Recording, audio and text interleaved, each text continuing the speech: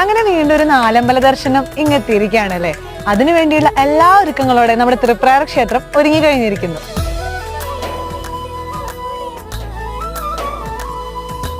എല്ലാ നാലമ്പല തീർത്ഥാടകരെയും തൃപ്രയാർ ദേവരുടെ സന്നിധിയിലേക്ക് സസന്തോഷം ഭക്തിപൂർവ്വം സ്വാഗതം ചെയ്യുന്നു.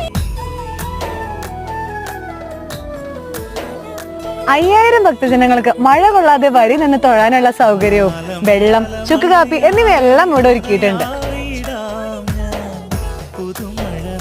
രാവിലെ 3:30 ക്ഷേത്രം തുറക്കുകയും സാധാരണ ദിവസങ്ങളിൽ 12 മണിക്ക് ക്ഷേത്രം അടയ്ക്കുകയാണ് ചെയ്യുന്നത്. അതുപോലെ അവധി ദിവസങ്ങളിൽ തിരക്കുകൾക്കനുസരിച്ച് എല്ലാവർക്കും തൊഴുതിറങ്ങാനുള്ള ഒരു അവസരവും ക്ഷേത്ര ഭാരവാഹികൾ ഇപ്രാവശ്യം ഒരുക്കിയിട്ടുണ്ട്.